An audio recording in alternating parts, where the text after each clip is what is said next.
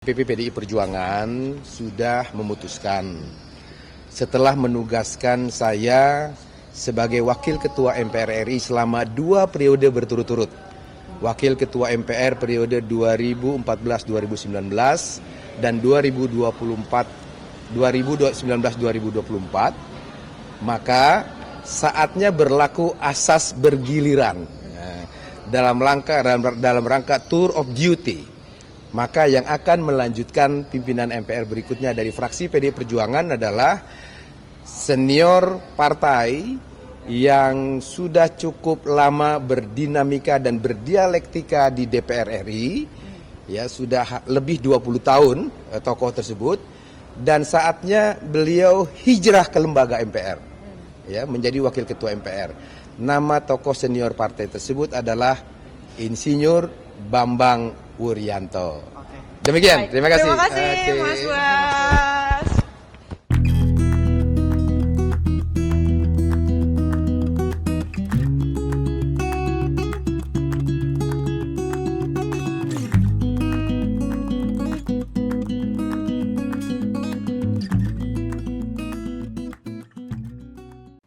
Saudara, Majelis Permusyawaratan Rakyat atau MPR RI batal menggelar sidang paripurna kedua kemarin untuk menetapkan pimpinan MPR masa jabatan 2024-2029. Rapat semula dijadwalkan pada pukul 10 malam dengan agenda penetapan pimpinan MPR, namun jadwal dibatalkan karena rapat pleno DPD dengan agenda pemilihan pimpinan unsur DPD masih berlangsung alot.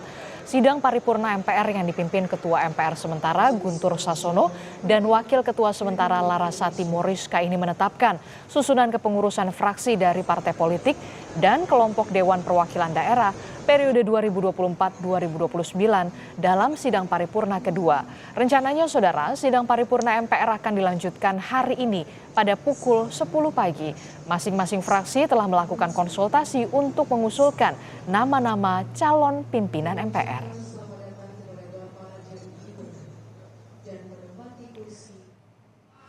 Merespon isu jadi calon kuat Ketua MPR, Sekjen Gerindra Ahmad Muzani menyebut pemilihan Ketua MPR saat ini masih dalam proses. Ia mengungkapkan tak mau terburu-buru memberikan pernyataan karena setiap fraksi juga akan memberikan nama calon pimpinan MPR. Lebih lanjut, Muzani juga mengungkap proses lobi-lobi politik dirinya bersama partai politik lain berjalan baik. Tunggulah nanti rapat paripurna itu, di rapat konsultasi siapa nama yang akan muncul. Saya tidak mau ngiki mongso, saya tidak mau keburu-buru. Siapa yang diusulkan oleh fraksi-fraksi untuk menjadi pimpinan termasuk Ketua MPR. Tunggu karena semua proses sedang berjalan untuk memimpin lembaga yang terhormat ini. Hubungan saya dengan teman-teman partai politik di Senayan bagus sekali. Nggak ada hambatan, nggak ada masalah, termasuk dengan teman-teman kelompok DPD, hubungan kami berjalan baik, lancar, dan teman-teman partai politik dan teman-teman DPD adalah sahabat.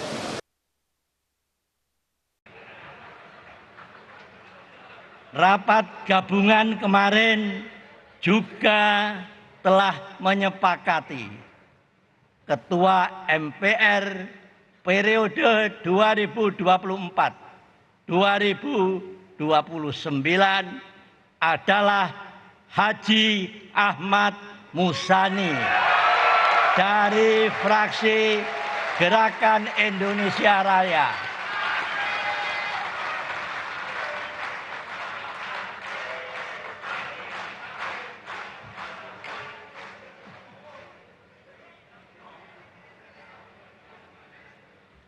Apakah hasil rapat gabungan belum selesai? Saya ulangi, apakah hasil rapat gabungan terkait dengan pimpinan MPR periode 24-29 dan keputusan penetapan Haji Ahmad Muzani sebagai Ketua MPR periode 24-29 dapat disetujui. Alhamdulillah.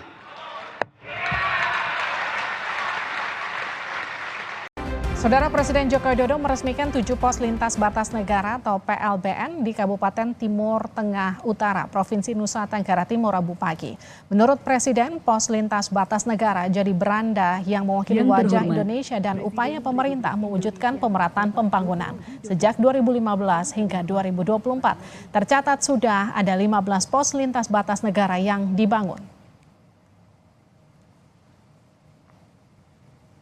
Bapak Ibu yang saya hormati, sekali lagi ingin saya sampaikan bahwa perbatasan adalah beranda depan negara kita Indonesia yang mewakili wajah negara kita Indonesia.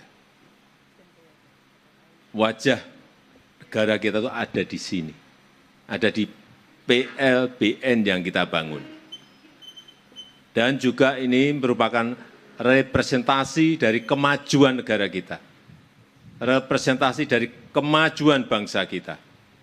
Oleh sebab itu, 10 tahun yang lalu saya perintahkan untuk dibangun semua pos lintas batas. Saudara, pesawat milik Smart Air Aviation Cakrawala dilaporkan tergelincir di Kampung Pogapa, Distrik Homeo, Kabupaten Intan Jaya, Papua Tengah. Pesawat Smart Air tergelincir di Pogapa, Homeo. Ini pesawat Smart Air dengan nomor register PKSNK dengan rute charter dari Kabupaten Nabire tujuan Pogapa, Kabupaten Intan Jaya dan kembali lagi ke Nabire tergelincir. Pesawat berpenumpang 1 orang itu mengangkut beras, bantuan dari Dinas Ketahanan Pangan Kabupaten Intan Jaya. Saya bagian kiri pesawat menabrak pepohonan. Tidak ada korban jiwa ataupun luka dari insiden ini.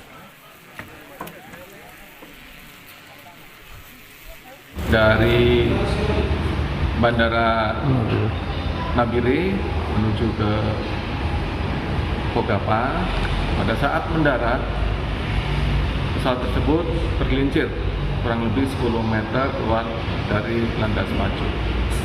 Tidak ada korban,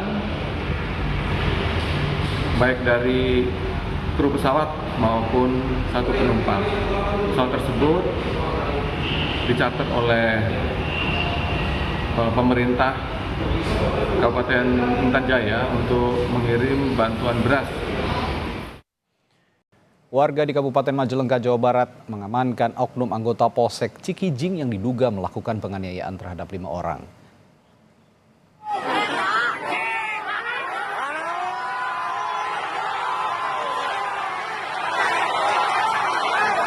Ratusan warga mengepung mobil polisi yang akan melakukan evakuasi. Seorang oknum polisi yang diamankan di Balai Desa Sidang Panji, Kecamatan Cikijing, Majalengka, Jawa Barat. Pelaku diduga melakukan pemukulan terhadap 5 warga yang sedang mengatur lalu lintas. Belum diketahui pasti penyebab aksi ini. Kasus ini sudah ditangani oleh Propam Kepolisian Daerah Jawa Barat. Dan sedikit untuk mengenai soal perkembangan yang di Cikijing itu seperti apa?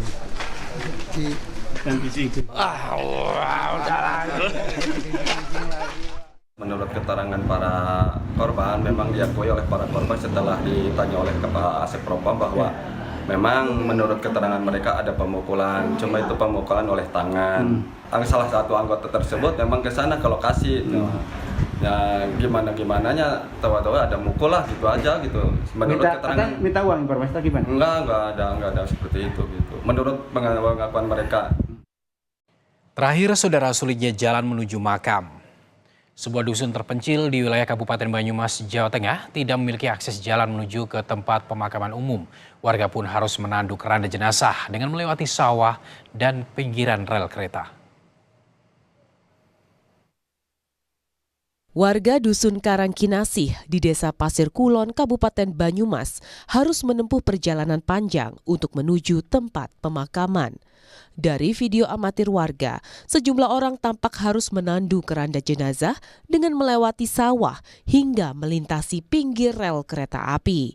Pasalnya, dari dusun mereka tak ada akses jalan menuju tempat pemakaman. Warga bahkan harus menyewa keranda ke dusun dan desa lain karena tidak memiliki keranda dan tempat pemandian jenazah sendiri. Untuk membantu warga, Satuan Reserse Narkoba Polresta Banyumas dan komunitas jurnalis se-Banyumas memberikan keranda dan tempat pemandian jenazah bagi warga. Dengan demikian, warga tak perlu lagi meminjam. Selama ini kemarin kalau ada orang meninggal dan sebagainya, kerandanya di mana, Pak?